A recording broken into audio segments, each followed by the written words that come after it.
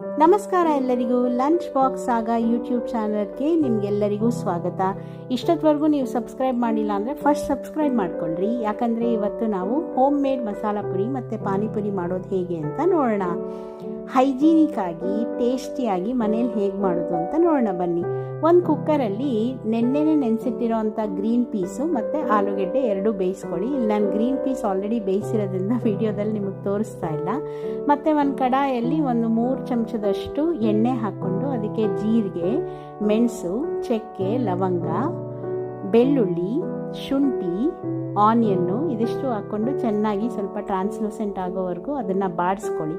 ಆಮೇಲಿಂದ ಒಂದು 5ರಿಂದ 6 ಹಸಿರು ಮೆಣಸಿನ್ಕಾಯಿ ಮತ್ತು ಒಂದು ಚಿಕ್ಕ ಗಾತ್ರದ ಟೊಮ್ಯಾಟೊ ಇದಿಷ್ಟು ಹಾಕಿ ಚೆನ್ನಾಗಿ ಒಂದು 80% ಅಷ್ಟು ಬೇಯಲಿ. ಅದು ಮಿಕ್ಸಿ ಜಾರ್ಗೆ ಅದನ್ನೆಲ್ಲ ಟ್ರಾನ್ಸ್ಫರ್ ಮಾಡಿಬಿಟ್ಟು ಒಂದು ಕೈ ಹಿಡಿಯಷ್ಟು ಕೊತ್ತಂಬರಿ ಸೊಪ್ಪು, ಒಂದು ಕೈ ಹಿಡಿಯಷ್ಟು ಪುದೀನ ಇದಿಷ್ಟು ಹಾಕಿ ಇದನ್ನು ಚೆನ್ನಾಗಿ ನುಣ್ಣಗೆ ರುಬ್ಕೊಳ್ಳಿ.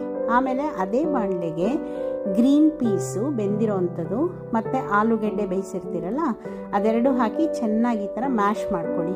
ಮ್ಯಾಶ್ ಮಾಡ್ಕೊಂಡ್ಮೇಲೆ ರುಬ್ಬಿಟ್ಕೊಂಡಿರೋವಂಥ ಮಿಶ್ರಣ ಹಾಕಿ ಚೆನ್ನಾಗಿ ಅದನ್ನು ಮಿಕ್ಸ್ ಮಾಡಿ. ಇನ್ನೂ ಏನಾದರೂ ಈ ಆಲೂಗೆಡ್ಡೆ ಪೀಸು ಆಮೇಲೆ ಇದು ಬಟಾಣಿ ಇರುತ್ತಲ್ಲ ಅದೆಲ್ಲ ಹಾಗೆ ಇದ್ದರೆ ಅದನ್ನೆಲ್ಲ ಚೆನ್ನಾಗಿ ಮ್ಯಾಶ್ ಮಾಡ್ಕೊಳ್ಳಿ.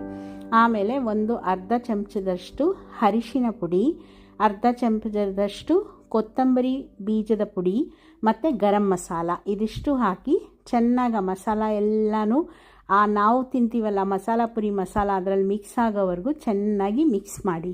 ಆಮೇಲೆ ಒಂದು ಅರ್ಧ ಚಮಚದಷ್ಟು ಉಪ್ಪು, ನಾನಿಲ್ಲಿ ಅರ್ಧ ಚಮಚ ಹಾಕಿದ್ದೀನಿ, ನಿಮಗೆ ಎಷ್ಟು ಬೇಕೋ ಅಷ್ಟು ನೀವು ಉಪ್ಪು ಹಾಕಿ ಒಂದು ಕುದಿ ಬಂದಮೇಲೆ ಇನ್ನೊಂದು ಸ್ವಲ್ಪ ನೀರು ಹಾಕಿ ನಿಮಗೆ ಮಸಾಲೆ ಯಾವ ಕನ್ಸಿಸ್ಟೆನ್ಸಿ ಬೇಕೋ ಆ ಕನ್ಸಿಸ್ಟೆನ್ಸಿ ಬರೋವರೆಗೆ ನೀರು ಹಾಕಿ ಅದನ್ನು ಚೆನ್ನಾಗಿ ಕುದೀಲಿ. ಎಲ್ಲ ಹಸಿ ಮಸಾಲೆ ಸ್ವಲ್ಪ ಇರುತ್ತೆ ಅಲ್ವಾ, ಅದಕ್ಕೆ ಚೆನ್ನಾಗಿ ಅದು ಕುದೀಲಿ.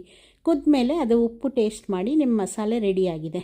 ಮತ್ತು ಪಾನಿಪುರಿ ಒಳಗಡೆ ಹಾಕೋಕ್ಕೆ ನಾವು ಆಲೂಗೆಡ್ಡೆ ಮಸಾಲೆ, ಬೆಂದಿರೋಂಥ ಆಲೂಗೆಡ್ಡೆಗೆ ಸ್ವಲ್ಪ ಬೇಸಿಕ್ ಮಸಾಲೆ ಹಾಕಿ ಅದನ್ನು ರೆಡಿ ಮಾಡಿ ಇಟ್ಕೊಂಡಿದ್ದೀವಿ.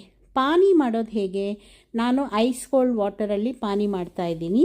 ಅದು ಪಾನಿ ಪೌಡರ್ ಸಿಗುತ್ತಲ್ಲ ಅದನ್ನೇ ಹಾಕಿ ಸ್ವಲ್ಪ ಪಾನಿ ರೆಡಿ ಮಾಡ್ಕೊಂಡಿದ್ದೀನಿ ನಾನಿಲ್ಲಿ. ಜೊತೆಗೆ ಒಂದು ಡೇಟ್ಸಿಂದ ಸ್ವೀಟ್ ಕೂಡ ಮಾಡಿದ್ದೀನಿ.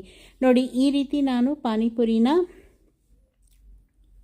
ರೆಡಿ ಮಾಡ್ತಾಯಿದ್ದೀನಿ. ಇಲ್ಲಿ ಪಾನಿಪುರಿನ ಈ ಥರ ಹೋಲ್ ಮಾಡಿಬಿಟ್ಟು ಅದರೊಳಗಡೆ ಸ್ವಲ್ಪ ಆಲೂ ಮಸಾಲೆ ಜೊತೆ ಸ್ವಲ್ಪ ಸ್ವೀಟು, ಡೇಟ್ಸ್ ಚಟ್ನಿ, ಡೇಟ್ಸು, ಒಂದು ಸ್ವಲ್ಪ ಚಾಟ್ ಮಸಾಲ, ಒಂದು ಸ್ವಲ್ಪ ಸಕ್ಕರೆ ಅಥವಾ ಬೆಲ್ಲ ಹಾಕಿ ಅದನ್ನು ರುಬ್ಕೊಂಡ್ರೆ ನಿಮಗೆ ಡೇಟ್ಸ್ ಚಟ್ನಿ ರೆಡಿ ಆಗುತ್ತೆ. ಆ ಡೇಟ್ಸ್ ಚಟ್ನಿನೂ ಎಲ್ಲ